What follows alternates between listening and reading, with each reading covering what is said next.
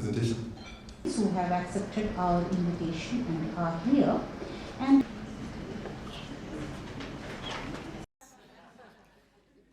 probably prudent and wiser as well. The patience.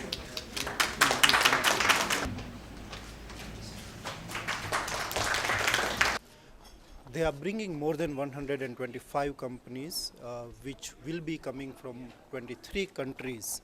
It shows the partnership that India and Kenya has built over the period of time. Specifically in textile sector, India has experienced that it is a job creating sector and it also adds to the GDP of the country. For Kenya, we understand it is very important, and that's why giving the example of Rivatex, where India and Kenya have worked together, I think this exhibition will become a point from where more Indian companies would like to come and establish themselves in Kenya.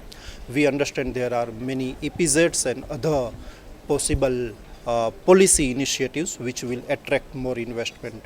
And as Honorable PS has just mentioned, I am sure that many Indian companies are looking at this opportunity.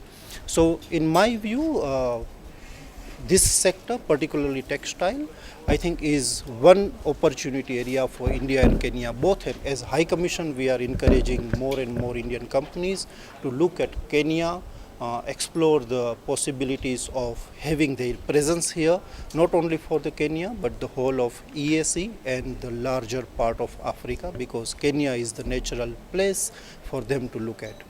Recently I was saying, and I have the updated figures, in this current year we have 643 Indian companies who have visited Kenya to participate in some of the exhibitions which were all organized by Indian organizers. So actually we also don't have the real figure about Indian companies present in Kenya, but we are somewhere looking at over 400-500 Indian companies who are already present in Kenya, who have invested in Kenya. Perhaps a good study that we have already commissioned will bring us more detail about this. But having said that, the number is certainly huge, and the possibility and opportunities are unlimited that we are looking at. There are companies like in technology sector which we come across. They are looking at Kenya to have their possible base, and that comes mainly from the fact that Kenya has educated English-speaking young population, which can actually help them in building the technology and serve the whole of Africa.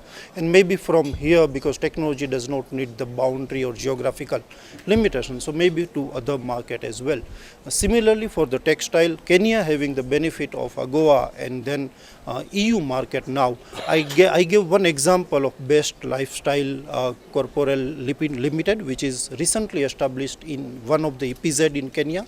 I think that can serve as the best example for all of us, which will be creating more than 3,000 jobs in Kenya and 100% export-oriented unit, which is exporting to USA. So I'm giving just an example, but there will be more. Synthetic fiber investment is quite huge in terms of raw materials, in terms of investment. So this is an international tender we have already announced, and we are looking for an international partner because we have 31 companies in our EPZ here in Athi River that are making clothes for export to Europe and to the US under the AGOA arrangement.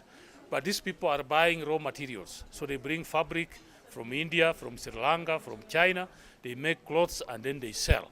We want those clothes to be made from materials that have been made in Kenya. That's why we are growing the cotton. Next financial year, we are targeting to go to 100,000 acres of cotton. But we also know that we need to bring a factory that will make polyester and other synthetic fibers so that the companies that are manufacturing here in Kenya will use Kenyan raw materials to produce clothes to export to other countries, so that we are not buying cotton and other fabric from other countries. If you are coming to, for example, make clothes within our EPZs, you know that you have a tax holiday for 10 years. You don't pay income tax. We are working on our electricity tariffs. If you go to Naivasha now, we have already cassetted in the Naivasha Special Economic Zone. We have put power at 5 cents per kilowatt hour. We are also giving incentives on taxes. Machinery, if you bring a machinery, a factory, it is going to be duty-free. If you bring raw materials for you to make things in Kenya, that's going to be duty-free. And then on top of that, we have opened up the markets for you. We have negotiated with the European market for duty-free, quota-free access. We are negotiating with the UK.